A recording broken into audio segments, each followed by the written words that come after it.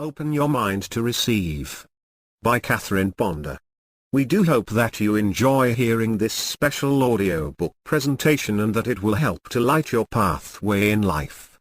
Please feel free to share this audiobook with friends and loved ones. Catherine Ponder is considered one of America's foremost inspirational authors. She has written more than a dozen books, which include such bestsellers as her Millionaires of the Bible series. She is a minister of the non-denominational Unity faith, long known as the pioneer of positive thinking, and has been described by some as the Norman Vincent Peale among lady ministers. She has given lectures on the universal principles of prosperity in most of the major cities of America and a lot of small ones, too, from Town Hall and the Waldorf Astoria Hotel in New York, to the Phoenix Country Club in Arizona, to the elegant Pioneer Theater Auditorium in Reno, Nevada, from Honolulu to New Orleans. She has given interviews on television and radio, as well as numerous interviews by the print media. Open your mind to receive. Why should you deliberately open your mind to receive? Because most of us have endured a pinched, narrow existence for no good reason. We have blocked our good from getting through to us in the process. There's nothing divine about a pinched existence. There's nothing divine about a narrow, limited way of life. It proves nothing but the foolishness and ignorance of man who actually lives in a universe of lavish abundance. Anyone who leads a pinched, narrow existence is not expressing his true nature. He is only cheating himself. If this has happened to you, there is something you can do about it. The word receive means to accept. Psychologists tell us that we can have anything we can mentally accept, but that we must mentally accept it first. A great part of the act of receiving is to accept the good you want mentally rather than fighting it mentally. A well-meaning young businessman said to me at a book autographing party, "Are all of those success stories in your books factual? Aren't some of them fabricated?" "Why do you ask?" was my reply. "Because they sound too good to be true." "Just how long have you been reading about the power of prosperous thinking?" I inquired. "Oh, only about a month," he said. That explained his disbelief. He was still so conditioned to the limited beliefs of the world that he had not yet learned that nothing is too good to be true. I explained that for every success story that gets into my books, there are scores of others that do not.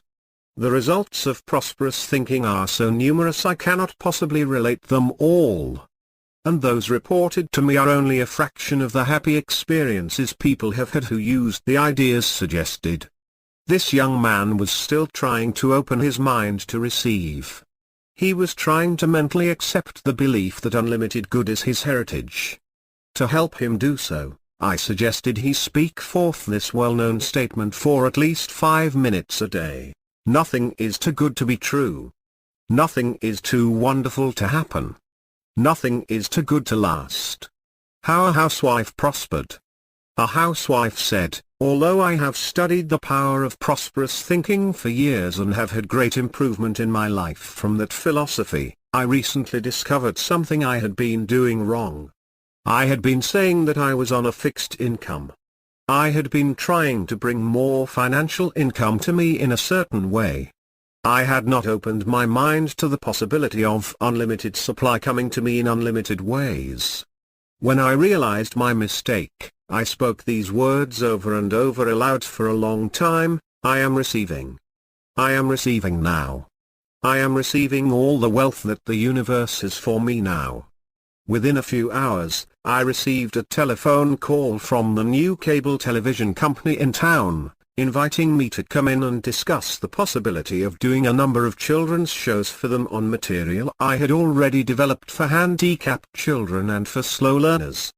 One went for the interview and this job is now assured. It is one that will bring a considerable income to me. As I continued speaking the word of receiving, my retired husband's business quickly picked up. A number of customers appeared with furniture for him to repair. These jobs will keep him busy and happy for some time. This woman continued to daily speak the word that she was receiving. Later she reported, Money seems to be coming to me from all points of the universe. I have just sold a children's film which will be shown in schools as an entertainment feature for kindergarten and for underprivileged youngsters. Also, a film on games for children which I made months ago has now been marketed and orders are beginning to flow into the distributor. All this happened after I began daily to open my mind to receive. Many people fight the good rather than accepting it. They foolishly think they cannot have their good nor should they be asking for it. Such attitudes are no part of the child of a king. Do not burden yourself with such false ideas. Take just the opposite approach, as did this housewife, and see what happens as you open your mind to receive. How she made $30,000 her first year in business. Most of us have heard a great deal about giving but not nearly enough about receiving. At the Christmas season, the emphasis is usually on giving. Giving, giving. The result is that many people have a hang-up about receiving. Giving is only one half of the law of increase. Receiving is the other half. We can give and give, but we may unbalance the law unless we also expect to receive. Many people unbalance the law by not expecting to receive and so they do not. As related earlier in Open Your Mind to Prosperity, a very beautiful and fashionably dressed lady once said to me, when I first took up the study of prosperous thinking, I prospered so much so quickly that it startled me. I had just gotten a divorce and had only a few months' living expenses on hand. I decided to take a chance and use that money to go into business on a shoestring. I expected to make between $4,000 and $6,000 the first year from my new business. Instead I made between $4,000 and $6,000 during the first few months. I made $30,000 that first year in business, and I will probably make at least $50,000 this year. My reason for repeating this lady's story here is because of her last statement. She said, "My greatest problem has been in trying not to feel guilty about receiving so much. It is your Father's good pleasure to give you the kingdom, and it should be your good pleasure to receive it." Why a manufacturer failed. A recent newspaper story reported on a manufacturer of t-shirts who had gone bankrupt. The news story showed why, thinking it a joke, he had placed this slogan on the back of each t-shirt, "Money isn't everything." This man could not mentally accept the idea of prosperity in the form of money. He had not opened his mind to receive, so of course he did not. Conversely, perhaps you've heard the other quip, "Money isn't everything." There is also hunger, misery and poverty. You must be careful what you notice, talk about, or give your attention to, because that is what you are identifying with, and that is what you will bring into your life. Whatever you notice, you are inviting into your life. Whatever you talk about, you are inviting into your life. Whatever you identify within your thoughts, words and actions, you are inviting into your life. If you notice, talk about and identify with war, crime, disease, financial problems, and harmony, this is what you are inviting into your own life. Through the law of mind action it will come. Disease, financial problems, and harmony, this is what you are inviting into your own life. Through the law of mind action it will come. How a restaurateur identified with failure. There once was a man who thought he was about to go broke in the restaurant business. He invited me to eat in his restaurant. When I walked in, I could see one obvious reason why business was not good. His restaurant had such a dismal, uninviting atmosphere. I suggested he brighten it up if he wanted people to come there to relax and to eat. On my way out, I discovered another reason why business was not good. Near the cash register was a joke sign which read, "This is a non-profit business." We didn't plan for it to be. It just worked out that way. The joke was on that man. He had mentally identified with non-profit and that was what he had attracted. I suggested he throw away that sign and stop talking about lack if he wanted to prosper. Identification with a certain state of mind will bring that state of mind and affairs to you, so be careful. What you notice, give your attention to, talk about, and get all worked up over emotionally is what you are inverting into your life whether you mean to or not. Open your mind to receive by noticing, giving attention to, and talking about what you want to bring into your life, nothing else. How one man made a comeback from illness when he identified with good. I once dined with a famous metaphysician at his hill house overlooking Los Angeles. While on a lecture trip in that area, I was surprised to receive his invitation to dinner because I knew that he had undergone serious surgery just a few weeks previously. Many who knew him were predicting that he was through and that he would be forced to retire because of his health. Nevertheless, when I arrived at his beautiful home for dinner, he greeted me pleasantly. Other friends soon joined us and we had a happy evening together, as we chatted and reminisced about many things. His recent surgery was never mentioned. The state of his health was not discussed. In spite of all the dire predictions, this man made a tremendous comeback in his health and in his career. He was soon accepted by an even more prestigious church than he then served. Next, he wrote several books on which he lectured on around the world trip. I had the pleasure serving as one of the guest ministers in his thriving church while he was away. For a number of years thereafter he continued going strong. He spoke several times a week in his own church and elsewhere. He had a daily radio program, a dial-a-prayer ministry, and, on occasion, a television show. He still wrote a book a year. Only 15 years later, did he finally retire. When he passed on at the age of 86, he had outlived most of his relatives, friends and co-workers of long standing. More than 2 decades ago, when everyone said he was through, this man deliberately opened his mind to receive an inflow of health by identifying with the good. He made a comeback when they said it couldn't be done by concentrating on happy, pleasant things rather than by dwelling on the dreary operations he had just experienced. How to identify with your source. Open your mind to receive by telling God what you want instead of constantly telling people. Telling people what you want can dissipate your good because God is the source of your supply, not people.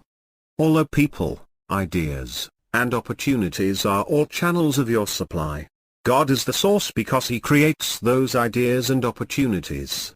Through the law of mind action, He helps attract the appropriate people and circumstances to you to help expedite those ideas and opportunities through which your good can come to pass. A statement you will want to use often to help you identify with the source of your good is this: I do not depend on persons or conditions for my good. God is the source of my supply and God provides His own amazing channels of good to me now. The first kind of giving. Giving is the first step in receiving. When you want to receive, give. However, there are 3 kinds of giving. All 3 are equally necessary to your long-term growth and success. First, give to God, put Him first financially. Why? As explained in Buddhism and elsewhere, this is the first quality to be developed in your character on the road to enlightenment. Many conscientious people study self-help methods galore, yet do not receive the benefits from them that they should because they ignore this first step. Various schemes have been suggested for getting rich quick. Most of them fail because they are based on getting, not giving. They have no spiritual basis. The reason many people fail to receive their good in life is because they do not practice giving or returning impersonally to the universe on a systematic basis a portion of all that the universe shares with them. 2 businessmen in Chicago once told me they had held the local franchise on one of the most famous success courses in America, one that cost thousands of dollars to take. Though they prospered for a time, they eventually went broke. They finally realized why. Their course had only emphasized getting, not giving. Their course had not taught the spiritual side of prosperity. It had not taught its students to tithe their way to prosperity by returning to the universe a tenth of all they received. It was only after these two businessmen found their way into one of the local New Thought churches and began to put God first financially, that their financial affairs stabilized and they began permanently prosper. When any person withholds that which belongs to the universe, his life is thrown out of balance, and he experiences lack in some form. It may be lack of supply, lack of health, lack of love, lack of spiritual understanding, or lack of direct longing in his life. It is only as we let go of our littleness that we can expand into the larger life. So it is not enough to say that you believe God is the source of your supply as previously suggested. You must prove that you believe God is the source of your supply by first sharing with Him. This keeps you in touch with the universal source of abundance. The billionaire Solomon pointed out what the wise use this ancient success method could mean to you when he advised, "Honor the Lord with thy substance, and with the first fruits of all thine increase. So shall thy barns be filled with plenty, and thy vats shall overflow with new wine." Proverbs 3:9 and 10. This success principle is more fully explained and documented in Chapter 7 as a method for helping you open your mind to receive. Bible passages quoted herein are from the American Standard Version or the King James Version of the Holy Bible. The second kind of giving. Second. Give to yourself. Yes, open your mind to receive by giving to yourself, because all progress begins with self-improvement. It is just as possible to overgive to others as it is to undergive to yourself. Overgiving to others and undergiving to yourself unbalances the law and keeps your good from coming through. You must first give your attention to the improvement and development of yourself before you can possibly help others. You cannot possibly give to others unless you first have something to give. You must first have strength, wisdom and substance before you can share these qualities with others. There are those misguided people who think it is selfish to emphasize self-improvement first. But it is only after self-improvement that you are capable of helping others. When you do just the opposite, when you overgive to others and undergive to yourself, you feel depleted and you are. This causes within you a sense of lack which is degrading and limiting. Because of this, overgiving to others is self-defeating. It accomplishes nothing constructive. Psychologists talk about the sin of parents who overgive to their children. This suppresses their children's talents and it overworks the parents. Such overgiving harms everyone concerned. In the recent age of permissiveness, we have witnessed the damaging results of overgiving parents in their confused, bewildered children. Conversely, my own father reluctantly gave as little as possible to his children. The philosophy of undergiving had been a part of his upbringing. It caused us many hardships, and it took me years to overcome the poverty consciousness that resulted. So let us seek to strike a happy balance. The philosophers of old advised, "To thine own self be true." Give something to yourself right away. It might be a new book you wish to read, an item of clothing or jewelry, or something for your home or office. It might be the treat of going out to dinner, to the theater, to a party, or taking a vacation. It might be the deliberate setting aside of some daily time for prayer, meditation and inspirational study. It might be something, big or small, tangible or intangible. The third kind of giving. Third. After giving to God and to yourself, then give something to someone else. After you give something to someone else, bless whatever it is that you give. Bless the person or persons to whom you gave it. And release both the gift and the recipient. Any man, woman, or child can transform his life by transforming what he gives out, what he gives to God, what he gives to himself and what he gives out to others. When you are unsure what to give to others, that is the time to declare, "I give under divine direction." Then watch the hunches and ideas that come. You'll be shown what to give, where, and to whom. Many of the blessings you want most are within your reach. By your acts of giving, you open the way to attract the blessings you desire. These blessings have probably been waiting to reach you, but they were blocked by your own lack of giving. There was no free channel through which they could pass. By giving under divine direction, you open a channel through which these blessings are freed to arrive. An early prosperity teacher of mine often said, "First give to God. Then give to mankind as God directs." The one who did not prepare to receive suffered lack. After you give to God, you're safe and others, then get ready to receive. You can get ready to receive by preparing to receive. There are those who say, "I give, but I do not expect to receive." And they do not. An unhappy lady explained, "I teach a private prosperity class in my home, but I do not take an offering. I give, but I do not believe I should expect to receive." And she didn't, but she resented not receiving. She should have resented not receiving, because she was unbalancing the law of increase by giving, giving, giving, and by not opening the way to receive. It was pointed out to this lady that it was fine to teach such a class, but that she was not only shortchanging herself, she was also shortchanging her students by giving them the impression they could get something for nothing.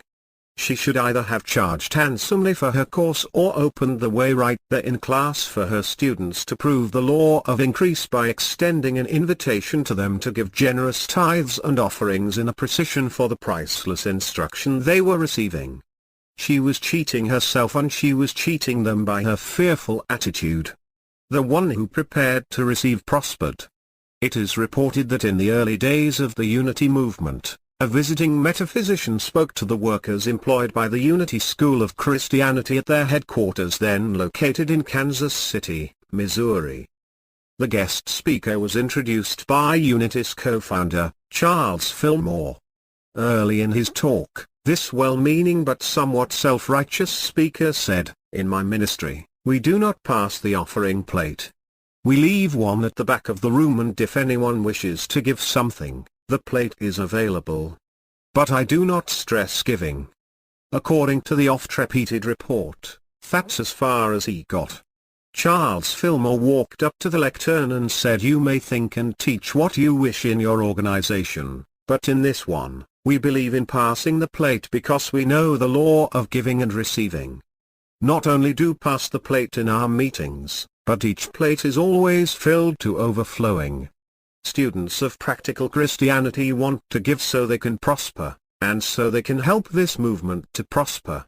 It is little wonder that Mr. Fillmore later became known as one of the pioneers of positive thinking, or that the Unity movement, which he co-founded, became a successful organization which has inspired millions over the years. You can see how a contrast in attitudes brought a contrast in results. One teacher did not believe in teaching the universal law of giving and receiving and did not. Her students were few. The other teacher did believe in teaching the universal law of giving and receiving, and he became head of a prosperous organization that has helped countless people around the world.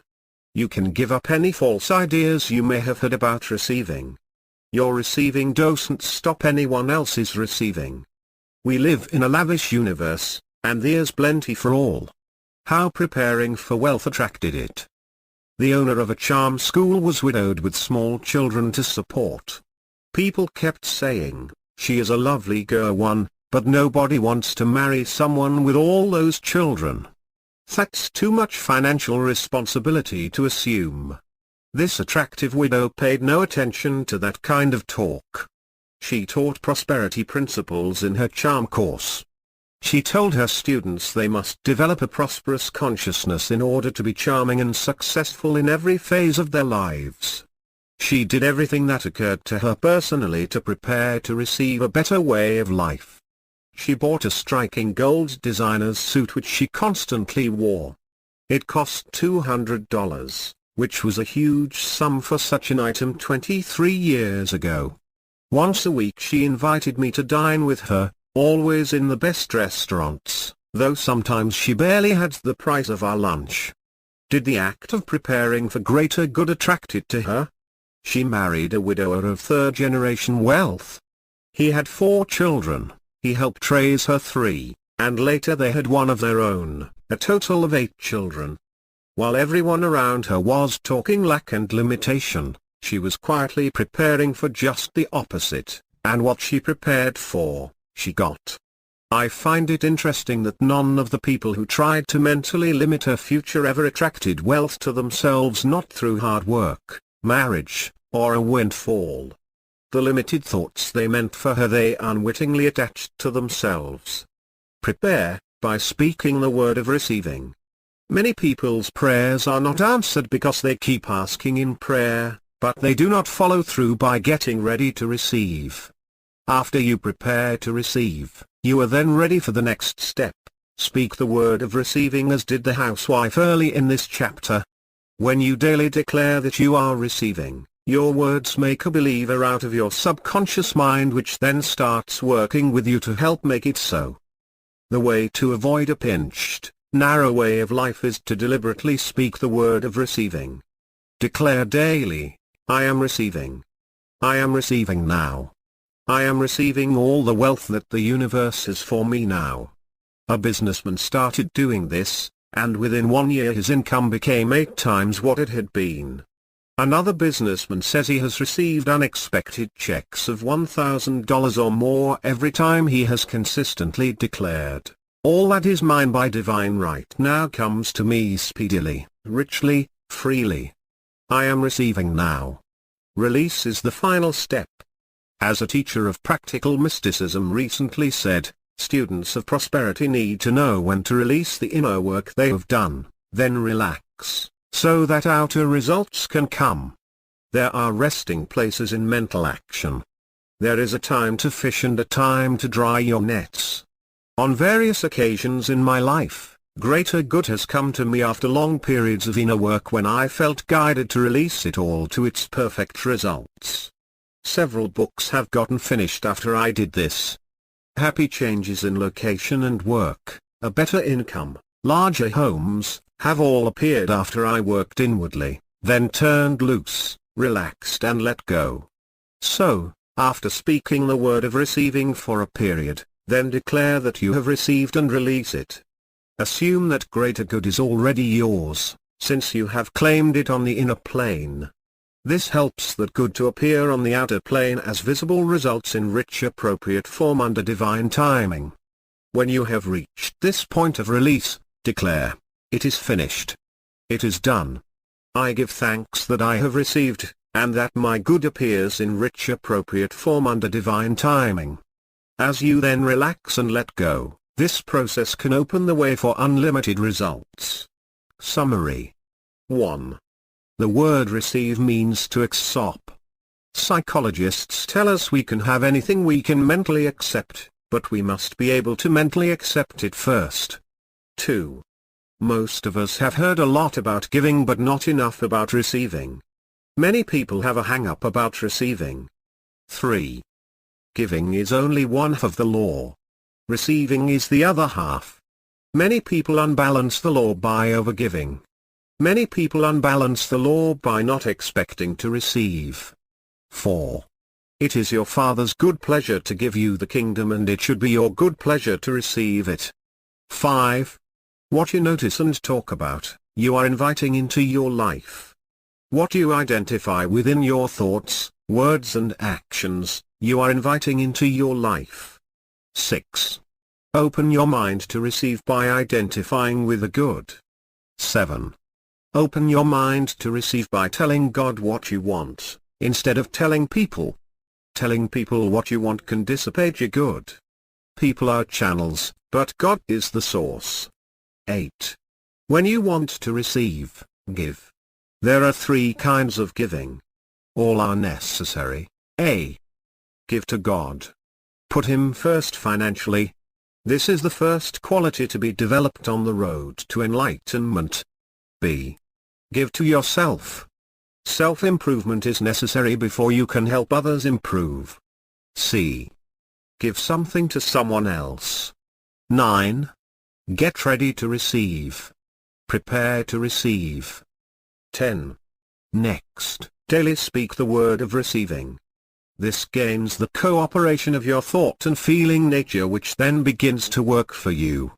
Finally, declare that you have received, and then release it. This causes your accumulated good to move from the invisible plane and to become visible results.